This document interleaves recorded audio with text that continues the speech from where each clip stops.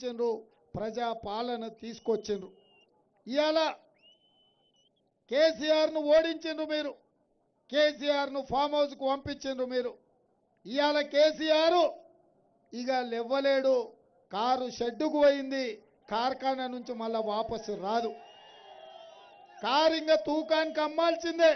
ఇక తూకం కోసం పాత సామాన్లు గజ్వేల ఫామ్ హౌస్ చుట్టూతో తిరుగుతుర్రు, తూకానికి ఎంత అమ్ముతావని. అయినా సిగ్గు లేకుండా నిన్న మొన్న ఆయన బయలుదేరిండు బస్సు వేసుకొని, కారు ఆనం చెడ్డదని చెప్పి బస్సు వేసుకొని బయలుదేరిండు. నిన్న మిర్యాలగూడలో చూసినాం, సూర్యాపేటలో చూసినాం, భువనగిరిలో చూసినాం. ఆయన వ్యవహారం చూస్తుంటే తిక్కలోడు తిరణాలకు పోతానంట, ఎక్కనిక దిగనికనే సరిపోయిందంట, చేసిందేమి లేదంట. 10 ఏళ్ళు ప్రజల్ని నువ్వు పట్టించుకోలే, 10 ఏళ్ళు ప్రజల్ని ఫామ్ హౌస్లకు రానియలే. గద్దరన్న ప్రగతి భవన్ ముందుకెళ్ళి సమస్యలు చెప్తా అంటే ఎర్ర టెండల 4 గంటలు గేటు ముందల కూర్చోబెట్టిండు. గద్దరన్నను ప్రజా యుద్ధ నౌకను అవమానించిండు. ఆ పాపం తగిలి ఆ ఉసురు కొట్టుకొని ఇవాళ ప్రభుత్వం కూలిపోయింది.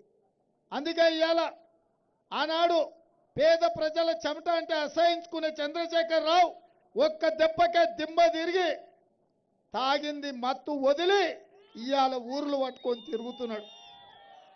నువ్వు బస్సు యాత్ర కాదు, నువ్వు మోకాళ్ళ యాత్ర చేసిన, మోచేతుల యాత్ర చేసిన, తల కిందికి కాళ్ళు మీదికి చేసి తెలంగాణ నలుమూలలో తిరిగిన చంద్రశేఖర్ రావు ప్రజలు నిన్ను క్షమించరు. ఎందుకంటే నువ్వు చేసిన ద్రోహం అలాంటిది, నువ్వు చేసిన పాపం అలాంటిది. అంతెందుకు, ఇక్కడ మాజీ ఎమ్మెల్యే చనిపోయిన సాయన్న గారు మాకు మంచి మిత్రుడు, పాపం అనుకోకుంటే చచ్చిపోయిండు. ప్రభుత్వ అధికారిక లాంఛనాలు కూడా నీ ప్రభుత్వం, నీ ఎమ్మెల్యే, సిట్టింగ్ ఎమ్మెల్యే చచ్చిపోతే కూడా అధికారిక లాంఛనాలు ఇవ్వలేదు. కనీస గౌరవ మర్యాద కూడా ఆయన శవానికి ఇయ్యలే. కానీ అదే సినిమా వాళ్ళు చనిపోతే వాళ్లకు 7 తుపాకులు కాల్పులు కలిసి సినిమా వాళ్ళకు కూడా రాజ లాంఛనాలను ఇచ్చాడు.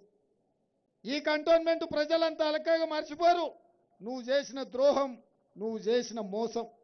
ఇదే కాదు, ఈ ప్రాంతంలో ఇప్పుడే గణేష్ చెప్పిండు, నాకు తెలుసు, ఎందుకంటే 5 ఏళ్ళు నేను ఇడున్నా. మీ తాగునీటి సమస్య ఎంత తీవ్రంగా ఉందో నాకు తెలుసు. మీరు ఈ కంటోన్మెంట్ భూములల్లో